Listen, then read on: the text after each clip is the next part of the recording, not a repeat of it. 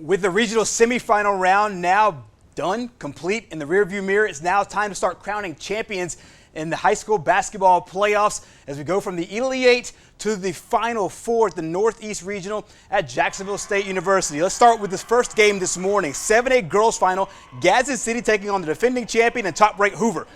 Lady Titans off to a nice start early. Camille Jenkins nails three here. She led Gadsden City with 16 points. Later in the first half, Adriana Jones connects on the three-pointer. The Titans fighting hard, but Hoover was just simply too strong in this one today. Anaya Hubbard led the Lady Bucks with 15 points.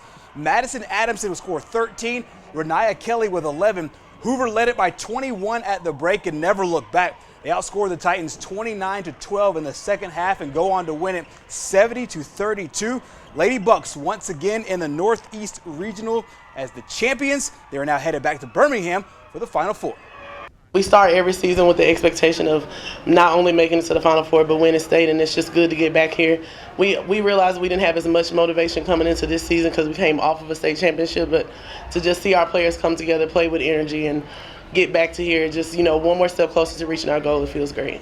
So the journey might have ended a little sooner than they had hoped, but there's a lot to be proud of for the Titans this season. They finished the year with a 26-6 record, and they have a whole lot to build on with some young players moving forward.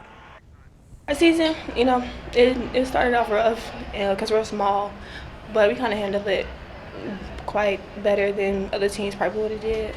I hated that it ended right here, but sunshine comes with rainy days. I've never been here. This is my first time. I'm glad that we got this far, but we got to keep working for next season. I'm very proud. As a senior, I feel like I'm leaving them in a good position. We're more than teammates. We're like a family, and we play together on and off the court. We're always there for each other, and I think that's the biggest thing with this team. The experience of being able to come down here. We had 2 years absence, and so for them to get to experience that, and like I said, I would rather come down here and get beat than not have an opportunity to come.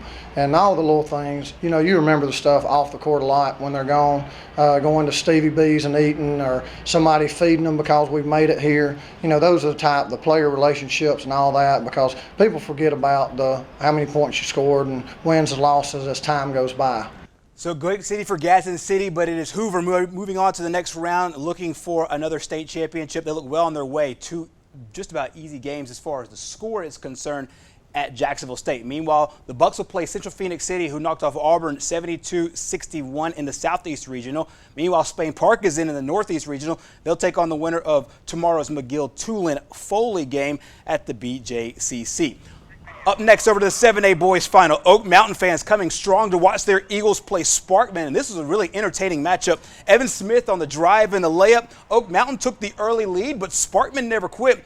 Traven Ragland scored 16 points. Tyrese Elliott led the Senators with 23. But Oak Mountain just made all the key plays down the stretch of this game. Zane Nelson with a three here. He led the Eagles with 23 points. Oak Mountain makes history. Their first ever trip to the Final Four. They capture the regional championship with a 60-51 victory.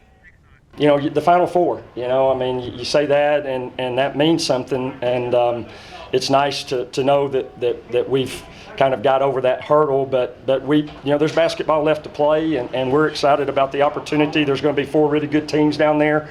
We feel like we're a really good basketball team and playing really well right now, and we're going to prepare and we're going to get better next week and see what happens. So on the 7A boys side, Oak Mountain marches on to the Final Four, as does Lee Montgomery with a 59-44 win over Jeff Davis. They will meet in the first game of the Final Four, the state semifinal round.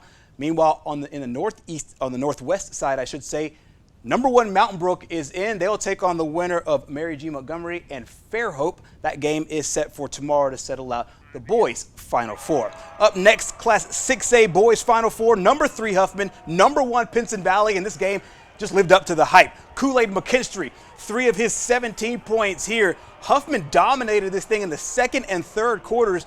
The Vikings, though, with some big plays down the stretch.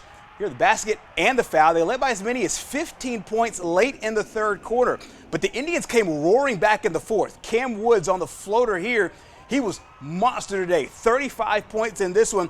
And then this free throw by Cam Woods put Pinson Valley up by 3 with less than 5 seconds to go. But Huffman had an answer. Calm, patient, Jonathan Montgomery, bang. Let's go to overtime. Put 4 minutes back on the clock. 69-69 is your score. In the extra session, the Vikings simply just made all the plays to seal it. DeQuarian Ezel, 17 points. James Burgess had 16. Huffman wins it 76-74, and they're headed to the regional final. They're headed to the Final Four in Birmingham after capturing the regional championship. We looked at it as we were 0-1 in the regional final against